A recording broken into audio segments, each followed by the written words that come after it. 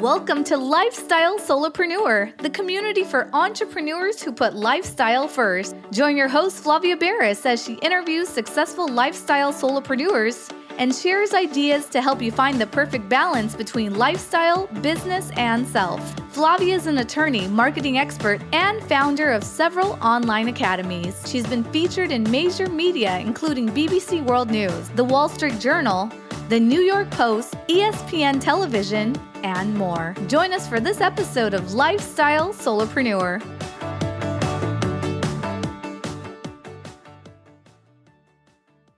Hey, Lifestyle Solopreneurs. Today we get to speak with Spencer Hilligoss. He is the CEO of Madison Investing, a real estate investment club with bespoke, curated real estate deals. He founded Madison Investing with a singular mission to help busy, successful professionals invest passively, secure their most valuable asset of all time. By partnering with in-market vetted operators, Madison Investing has $2.3 billion in acquisitions with over 2,000 units. Investors now have access to cash-flowing private real estate syndications and funds, allowing them to enjoy passive returns as these businesses thrive. Before he started all of that, he's what some people would consider a corporate junkie, growing operations and sales teams in 5 high-growth Fintech companies over the span of 13 years. In 2019, 5 months before the pandemic hit us, he broke free from the golden handcuffs to give full focus to serving his investment group and growing Madison Investing. Now he's a full-time investor and entrepreneur. He spends as much time as he wants with his family, and he also hones his skills on the electric guitar. He's a registered member of FINRA and a member of the Forbes 2022 Real Estate Council. Welcome to the show, Spencer. Flavia, thank you so much for having me on. I'm really excited to be here. It's great to have you here. I don't often get to speak to guests who are also in California like me. I love that we're both Cali people because a lot of folks are saying, hey, as soon as you're an entrepreneur, leave the state of California. Taxes are too high. Everything's crazy there. It's too hard to do business. But I've stayed in California. You're in California. We'll get to geography in a little bit. But before we do, tell us a little bit about how you ended up doing what you do now. What is your story? What inspired you to walk this path? Yeah. And just by the way, ditto on the California comment. There's something about the entrepreneurship community, which on one hand is incredibly encouraging and positive. On the other hand, they all want to leave California, man. And I grew up here. I did move out for a good decade or so and live in Colorado along with my better half and wife and co-founder, Jennifer. But I love it here still. So all that to say, very excited to be here and connect with you, Flavia. Like, I'm grateful every day that not only do I get to help like other people that are basically living and working within that kind of corporate junkie lifestyle like you alluded to. Every single day, I get to talk to folks that are trying to carve out a path forward for prosperity, spend more time with their kids, but they've been grinding it out in the corporate world, kind of like I did for 13 years. So I initially grew up in a real estate household. My dad was a broker for 30 years, and that was my first exposure to entrepreneurship. He made me work open houses when I was a teenager. There's photos of me sitting on vacant plots of land when he was out there trying to sell it as a broker. That's, long story short, like what scared me into tech companies. It's just not very cool to tell your friends as you're growing up, hey, I'm going to go and clean out a fridge at a rental property, guys. Instead, it was like, wow, let me go run screaming toward these really cool sounding tech companies. And that's somehow what became a 13-year career of building and leading teams for financial tech companies. And as a punk rock kid that thought I was way anti-establishment and playing guitar and metal and punk bands and getting tattoos and stuff, it's been quite a ride to now be sitting here running like basically a private equity firm along with my spouse and co-founder, and basically spending the time prioritizing what I believe to be the right priorities, which is being a great dad, being a present husband, and trying to live a life that has, the priority order correctly slotted. And so that's really where we are now. And I mean, one thing I will mention though, is it sounds so clear cut, right? Like I could say the whole narrative, like I just told you, but it's never that clear as you're going through it. And as you probably, I'm sure you can attest to from your own experiences as well as an entrepreneur, Flavia, finding one's path is it's wrought with peril. It's one with like high fives, but also tears and laughter and the whole range of emotions, depending on when one pivots and how one decides to carve their own journey. But not to go TMI, but I will mention the biggest lesson that I took away from my earlier years, and this is even before I got into my 13-year tech career, was watching my dad's business, which was my kind of like, we all have our model of entrepreneurship or business within our parents. If our parents, whatever they did, we all are kind of pre-programmed to follow in their footsteps, whether we want to or not. It's just in our minds. And I watched our family go through a really tough time. We kind of call it the dark decade. And so that, that left a real strong impression on me growing up, because I lost a younger brother to cancer. It caused parents to divorce. Our family had to downsize. And I got to see what happens when a one income family loses that one income rapidly in a condensed period of time, And so now I'm the dad. Now we have our own company. And I just want to implore people out there to think about, are they doing the risky move as it's often perceived by going in and sticking in or jumping into a entrepreneurship track? If they're thinking about going off and do their own thing, or is it the riskier move working in a company, where other decisions are made by other people? And then it took me a long time to get to that realization, to where I am now, that, man, like entrepreneurship is, I now think of as far less risky than that traditional path. So that was a bit of a mouthful, but hopefully I didn't put you to sleep on that one. No, and it's a good thing to focus on, because you had a 13-year job where, you worked for others and you were part of a team and helping make these companies successful and doing big things. And it's really difficult to jump out of that. We have a lot of listeners who have been in corporate America or the equivalent and work for someone else, or feel, even if they don't, maybe they work just for their family business, but they feel sort of trapped in their current role. And they would love to break out on their own and be an entrepreneur, start something new or do something different. It's really hard. It's easy to say, oh yeah, I did this and now I do this, but it's hard to make that shift for a lot of people. How did you make that leap? Well, do you have 3 hours? No, in all seriousness, I look back at that time and there was a couple catalyst moments. I think of them as kind of sparks, and they lit the fuse on kind of the big jump. If I were to pick a point when it first entered my brain, it was when I was on the fifth kind of small, earlier stage tech company I was at. I deliberately joined this one company because I would learn the most the fastest. As weird as that sounds, I chose to go to this very early stage A-series company, like A-series funding round for tech companies, surrounded by brilliant people. And I took a 40% cash compensation pay cut to go make that move and walked away from a promotion. So in hindsight, I'm like, wow, I guess that was, I don't know. I know the cool term now is intrapreneur. I've heard that in the past decade now, but at the time I was sitting there going, that felt like such a terrifying decision, Flavia, to say like, why am I doing this? I'm walking away from one job, getting more money, that's stable, to go to an earlier stage company. And it was because I saw how sharp and capable the people at this earlier stage company were. So I had this inkling of like, I'm basically making an investment in my education. I don't really know where it's going to go, but there is an economic component of this. And I have to be upfront about it, which is that in Silicon Valley tech companies, there's plenty of these in Southern California as well, of course, up and down and across the country now. But in Silicon Valley, there's like this unwritten wealth plan and unofficial wealth plan. It's like Silicon Valley lottery. I've heard people refer to it. And of course, I thought I was going to join this rocket ship company, and it actually has been a rocket ship when I was there, but I was working 18 hours a day in the office, not including email time. And I was hoping by the end of all of it, when it was all said and done, that company would be the next Google, Uber, Meta, aka Facebook, and have a huge exit at the end, absolving all the financial sins that we may have made along the way, right? We were proudly dumping money into 401k, doing really great on W-2 income. Jennifer had her own separate career from mine, and each of us carving our own destinies. Hers as a marketing leader, me more on the operations and business development, et cetera. But my goodness, like I went through a 1.5 to 2 week period where I didn't see my infant son, our oldest son, while he was awake for like a 1.5 to 2 weeks. And it was because I was going in so early and I was coming home so late. And at that point, that was the first inkling of like, wow, I'm really going to have to look at this and make a change, because this is not the life that I signed up for, man. So pile on a couple more tangible moments. And I would just say a mentor nudged me into the last W-2 gig, different company. It was a real estate investing lender, a tech company too, but a real estate investing lender. And I saw these employees of mine at this other company. They were doing great in their day jobs. And these were like my direct reports, like folks on the teams that I was like hired to groom and train and enable and help scale their teams. And I would watch these folks 10 years younger than me, less quote unquote experience in the corporate sense. They would stick around between the hours of like 5 to 7, unpaid, at least by the company, right? And I was like, wow, what are they doing that's keeping them so engaged and so motivated to stick around and do something? It's not related directly to the work here, but I was okay with that. They were entrepreneurs. And there was 2 or 3 groups of these folks. There was a very pro entrepreneurship culture within that company. And in hindsight, that's just so darn special. They went off and have since built incredibly successful companies of their own, like 3 separate ones, the same group.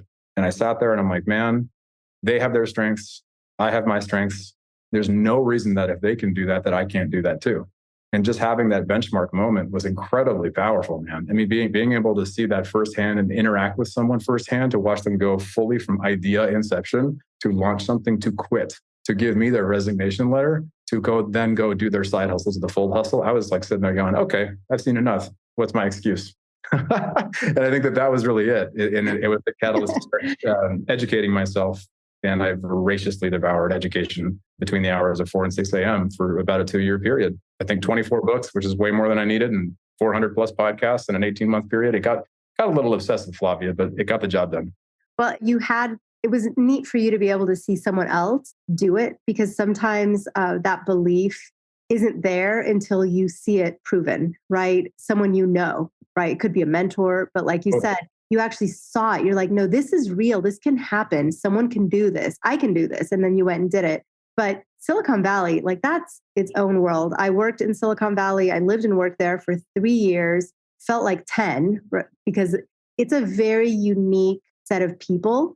And for anyone that doesn't follow, Silicon Valley is where a lot of the big tech companies, like if you look at your phone and there's lots of apps on there, most of those are probably based in or were started in Silicon Valley. It's just, there's so much technology and ingenuity, and so many companies get their start there, whether through starting in someone's garage or one person's idea. But that place is frenetic. I mean, it is all about the hustle and taking pride in spending 3 all-nighters in a row because you're working on this big thing. And the culture is so devoted to workaholism. It's a very unique place, but why do you think there's so much focus on, you're probably not making big things happen unless you're spending 12 to 14 to 16 hours a day on it? Gosh, that is an excellent question. I mean, you summed up the narrative and the experience as someone working in the startup world for that time so accurately. Like frenetic is the perfect word. And I'm grateful to have noticed that over the past few years, because we officially started our company, the business entity, 2018 for context. I was doing the work on that business starting in 2016, but I quit to go full time because it was just, the work was substantial and I saw limited growth. So if I didn't get out of that day job and just hand in my resignation and go all in, I would have been limiting the growth of our investing club now at Madison Investing. So I did that in, October 2019. And since then, well, we've had a pandemic. That was unexpected. That was all like 5 months before COVID hit, I think. But the culture and the narrative, I think, around hustle culture, it's evolved. But my goodness, man, I don't think anyone's prepared. At least I'm not going to sit here and declare or be a referee on, is hustle culture dead or alive or somewhere in between? Because everyone seemed to think remote work was going to last for a long time. But I'm pretty sure that pendulum is swinging back the other way right now. And it's just the jury's out. I don't think that frenetic pace of early company growth in such a competitive area is going to necessarily go away, because there has to be some urgency behind solving big problems. Maybe for another podcast or another discussion another time, I'll just say my big question for Silicon Valley startups is that frenetic energy and hustle culture being aimed at solving meaningful problems? That's kind of the bigger question that I would have, because when I left to a quote unquote high paying job in 2019 with a 13-year career, and I'd worked my butt off to go and build, people told me I was crazy and walking away from a great career and to go buy boring real estate. And right about now, I'm pretty sure that boring is the new exciting in 2023. So boring, yes. Boring sounds great for most people right now. Boring is definitely, everyone wants stability, because after a time of such instability, and you said like no one expected the pandemic. No one did. I read a lot of science fiction, like that's my genre. So I was probably one of the better or least surprised people, just because after you read enough of those stories, you're kind of like, oh, okay, so this is happening in real life now. But yeah, it's a very strange time where right now everyone wants stability and lower risk and also a little bit more, I would say, conservative, even in investing. And we just saw a bank fail and then another.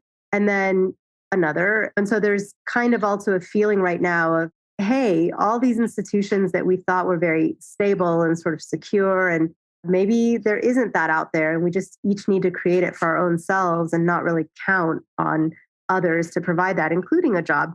But entrepreneurship's not for everybody. It's one of those things too, where some people also maybe want to be an entrepreneur for a period of their life and then go and do something else. Maybe somebody does want to go through the full circle of working for others and then working for yourself and then kind of ending up more in a passive role. And so you help a lot of people become passive investors and have passive income. On the podcast, we do focus often on how to work less in a way that you can still support yourself, not just by planning out your lifestyle that way, but also in the way that you do business and the way you invest. Obviously, here we can't give investment advice on the podcast, but tell us a little bit about how you help your clients secure their financial future and what that looks like, because not everyone listening, well, a lot of my listeners have heard of the word syndication because we've had some guests on before you who work in that area as well. But why don't you give us the lowdown on what is real estate syndication?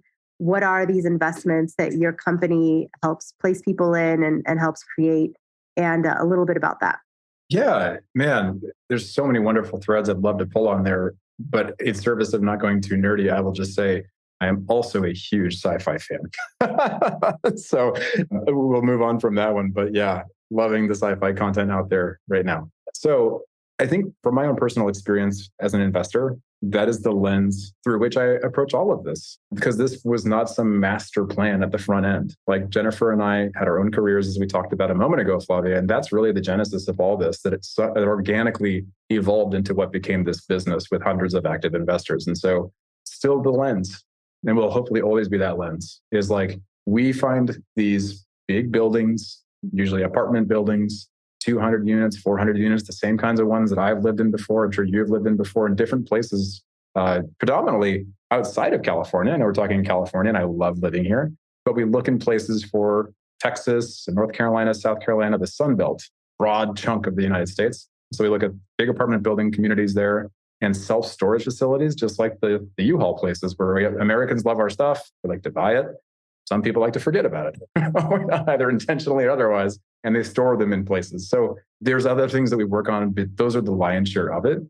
And it just dawned on me after we went through our own phase of buying smaller properties locally, like a duplex we still have now, and then buying some other smaller single-family home rentals in the Midwest. We kind of went through that phase of buying those smaller properties, but then we realized if I buy a rental property, and they're fine investments, honestly, we still have some now, but it's not the core focus for our own portfolio, because we had experiences where we'd buy a rental in the Midwest. We had a handful in Kansas City, Missouri, for example. The numbers look great on paper, but if I buy that rental, the occupancy goes from 100% to zero when one person leaves. And there's no income coming in on that property. The numbers change. It's no longer a wonderful cash flowing property producing that income every month. Once I got this like aha light bulb moment, wait, if we go do the same thing, we have to go find some other people, like a competent manager that's been doing this for years, managing a property with 400 units with real human beings living in it in a place like Dallas, Texas, or another market. Maybe it's out west in like Colorado. And if we can partner with them and bring some friends along and we all want to invest together, we can buy a much bigger thing, like a 400 unit apartment building. Because if one tenant leaves and stops paying the rent, there's still 399 other ones there. And that light bulb moment, as a guy who came from technology and operations and looking at lots of spreadsheets and scaling companies, I spoke the language of business and still appreciate that now because I like predictability. And I think that's a key part of trying to de-risk these things as much as possible that I couldn't really find in the smaller properties. I couldn't really find even in certain other asset classes that I was trying to put my own money into. I'm not one of those myopic, only do this type of investing type people. I think the best advice I've ever personally received in investing is that the most important word is the word and not or. So it's about trying to think about things holistically and not do just one thing. And so that's really all that a syndication is like buying one big thing and owning a piece of it. And it's better to own a piece of a giant pie that produces cash flow. I'm using a metaphor here, clearly. I do like pie, but like you buy a big thing and own a piece of it as opposed to all of one small thing that is ultimately a higher risk profile. So that was it. And the things I appreciate, there's three of them. I'm looking for across any type of market, any type of, whether it's apartment building or self-storage facility, in this order, I'm looking for cash flow, number one. Like, can it produce cash flow? That's after everything else is paid. If I put money in and I invest, is it going to start producing income back to us, like an income stream in the first year?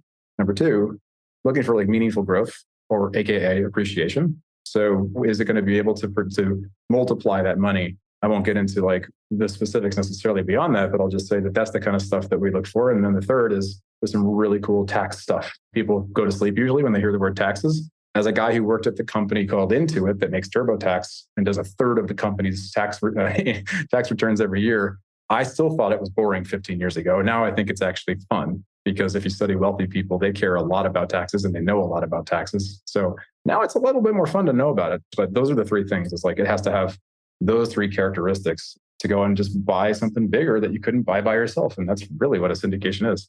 That's amazing, just to be able to boil it down in such easy to understand terms without going into the weeds at all. You know, I will just say to listeners, syndications are amazing, but please don't listen to this podcast and say, okay, I'm going to run out and gather up 20 of my friends and family and let's all buy an apartment building together. Because there's a lot of regulatory hurdles and securities law issues, things that you have to kind of consult with the pros like Spencer before you just go off and do something like that on your own. So I always like to caution listeners, maybe because I'm on the legal side as someone who's a lawyer and a real estate broker and all of that. I love talking about real estate investing, but I always like to also throw those cautionary points out too, because my listeners, I know you're going to get excited and say, I want to become a syndicator and I'm going to go out and follow in Spencer's footsteps.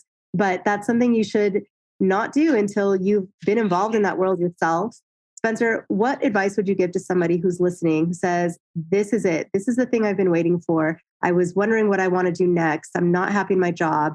I've always loved numbers. Real estate sounds amazing. How do I get involved in the world that Spencer's in? What would be that first baby step for somebody that wants to follow in your journey? Yeah, well, and I just need to say, it is so appreciated and refreshing, everything that you just said right there. As a guy who played, I pride myself on being conservative in the sense of anything related to liability in investing. And responsible investing is key, and education is the foundation of that. So thank you for doubling down on that, Flavia. I really mean that. So I would say there's a plethora of incredible education out there. And the first steps that I took these years ago now, but I would say there's so much more information now, incredible amounts that folks can go out for free and start learning. There's great books. There's great YouTube channels. There's even more podcasts, starting with Flavia's here. Like you can go out and just educate yourself and just start asking great questions. What I strongly encourage folks to go do though, is settle into that notion of like, what are your specific goals you're trying to achieve with it? Because if I had to say anything about the whole notion of making income streams, because many of us, yourself included, clearly Flavia, is like, we've all been exposed to these two phrases. We've heard the things passive income. We've heard the things such as going and creating income streams. So income streams, passive income, those don't mean much until someone sits down and thinks about the right lens through which to do it. And that just means if someone's working a full-time job, they enjoy most of the time what they do. What they probably don't think about is, oh, I'm going to go create an entirely new job for myself. So I'll have two jobs. Oh my goodness, it breaks my heart when I hear people that have built beautiful careers W-2 wise, and they make great income. They have a generally balanced life. And then they say, oh, I want to go invest in real estate. But then instead of making an investment, they go and build a business that they didn't realize they had to go build. And that's what being a syndicator means. So thank you for indulging the diatribe. I will just say there's a difference between investing and building a investing business. So if you have a job, you make good income, you like it most of the time, take extra time to sit down and write down some thoughts and just discuss if you have a significant other in your household, like, why are you doing what are you doing? If you like the income you've got, you probably don't want to go build another business lightly. That's a big undertaking. It's stressful. And especially if you're going to do it long distance. I have many stories I cannot get into right here and now of people who are exactly that circumstance in our investing group. And they wish they had gone passive and invested passively instead of diving in and trying to do all this on their own because they didn't have the experience yet. So I didn't want to give you a scared straight diatribe at the end there, Flavia, but you teed me up and I got going on it. So hopefully that lands okay with folks. Go educate, please. Best advice. Absolutely the best advice. So for anybody listening, because I could keep you on here if you'd let me for hours, but obviously people listen to this podcast on a commute. We probably have to wrap it up. I wish we didn't have to. But for anybody that is left wanting more, they're like, I need more, Spencer, and I need to hear more of this, either because they know that they need that as the nudge to move on to whatever's their next journey, their next step, or because they're interested in real estate. They might want to become an investor. They may want to learn more about it. Where would somebody go to follow you, listen to more of what you teach, and seek you out? Yeah. And so we have a website, madisoninvesting.com. Folks can go on there. We have a newsletter and folks can sign up for our investing club and request an invite for that. Also, I'm on LinkedIn and Twitter as well. And so they can engage with me on there. Spencer, it's been great to have you on. Again, we always focus on work-life balance and ways to structure your life so that your life is what you want it to be and you're not living somebody else's story or something that you found yourself in but had never intended. And speaking with you today is such a reminder of all the things that are important. I loved hearing about sort of the cautionary tales that you called it the dark decade, in your own family. Thank you for sharing. I know that's really hard to talk about, especially publicly, when you've had struggles in a family. And it's so motivating when people hear that you can come out of that, and, find your path and find the right thing and the right career for yourself. You've helped a lot of people establish passive income. I know from my own experiences that investing in the right real estate investment, especially in a passive role, can be a great way to round out an investment portfolio and to diversify. Again, everybody check with your own financial planners before you make any changes to the way that you set up your finances. Again, never listen to a podcast and just make moves. Listen to the right consultants who work for you and know you and your life and your situation.